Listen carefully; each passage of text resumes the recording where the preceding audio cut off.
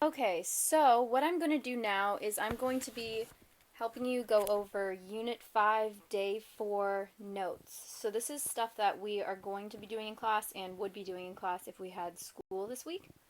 But since we didn't, this is just going to help you get caught up. What I'm going to do is I'm going to upload these notes onto Blackboard so that you can follow along um, in the notes with the things that I complete, which will be from the notes.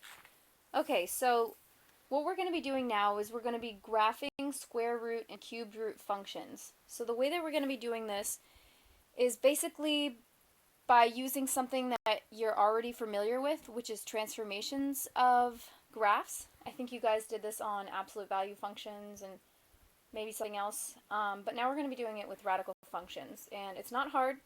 You're just using the same logic that you used before, and you're going to be doing it to these radical functions. So the first thing that we do is we look at our parent graph. When we're talking about the square root function, we are basically just looking at y equals the square root of x as our parent graph, which I have graphed here in blue. You can see if you were to make a little points chart, when x equals 1, square root of 1 is 1, which is my y value. When x equals 4, the square root of 4 is 2, which is my next y value. When x equals 9, the square root of 9 is 3, which is my other y value. And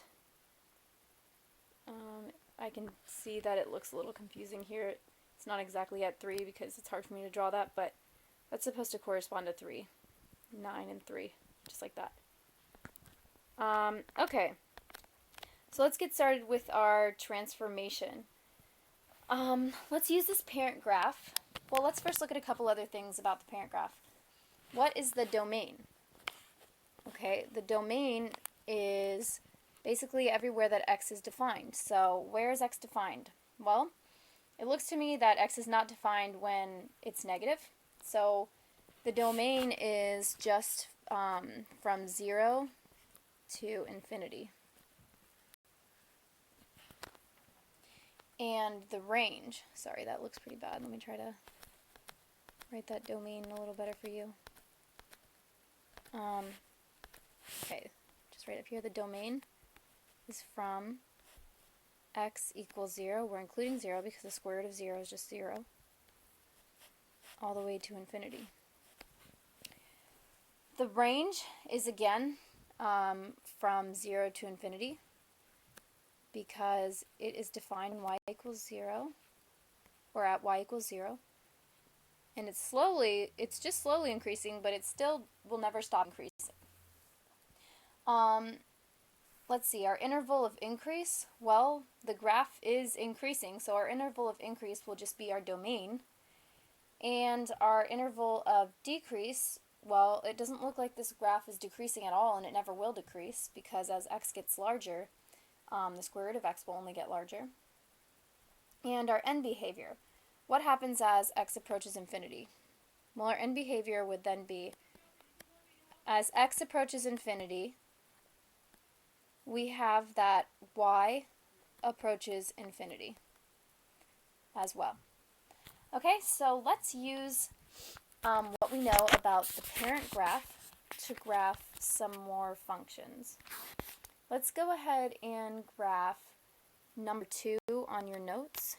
I'm going to use the same graph here. Number 2 on your notes says, it's just a transformation of the parent graph. It has, let me use a different color. It says f of x, but we'll just call it y. Y equals the square root of x minus 2, all under the square root, plus 3 outside of the square root. Alright, now how we graph that? Well, we have a couple of shifts here. Let's see, what are our shifts? Well, what happens when we set this part over here equal to 0? If we set x minus 2 equals 0, we get that x equals 2. So that means that I'm going to have to move my graph 2 to the right,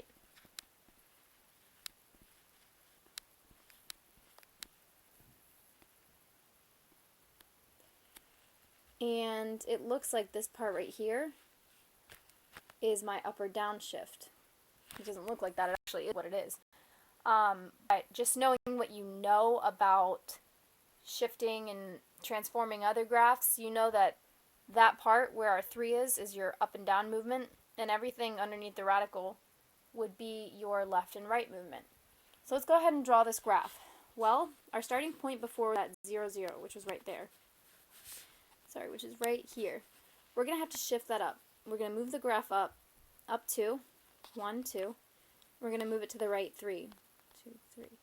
So this will be my new starting point, right there, at, I'm sorry, I did that wrong. We are moving the graph to the right 2, and we're moving it up 3, 1, 2, 3. So this is actually my new starting point, just right there where I put that red dot. So let's go ahead and continue to graph our square root function with this new starting point, because all we're doing is just transforming our normal graph. So I know that if I move to the right 1, well, I'm just going to have 1 as the square root of 1.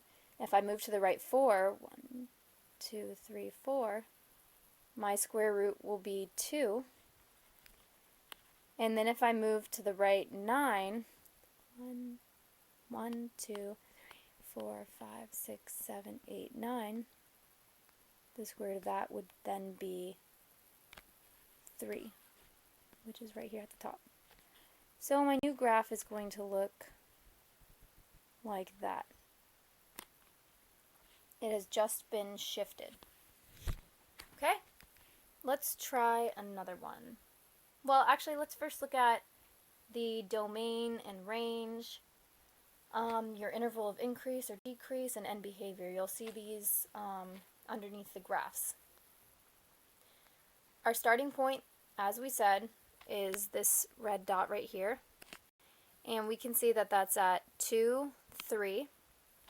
So 2, 3 is my starting point.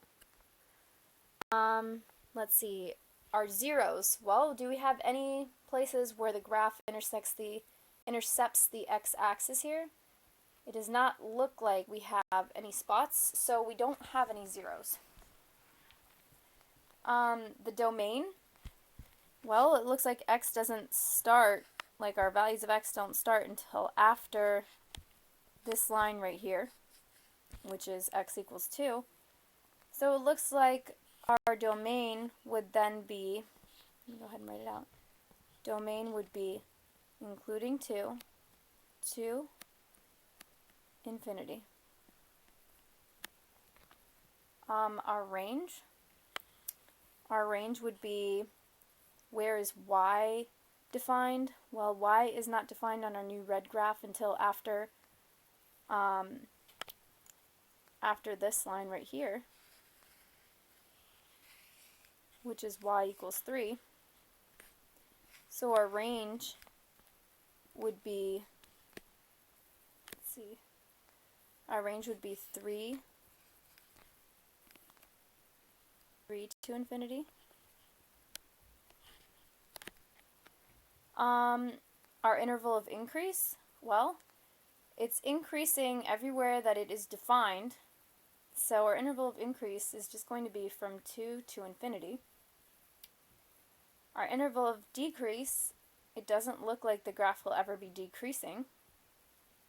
And our end behavior, again, just like the parent graph, as x approaches infinity, so as we keep going all the way down the x-axis this way, our values of y are only going to get bigger.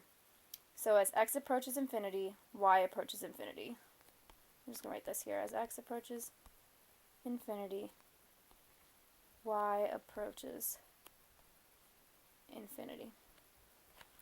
I apologize for how messy this is. Let's try and do another one where it's not as messy, just so you guys can see this a little bit better. I'll do it in the next video.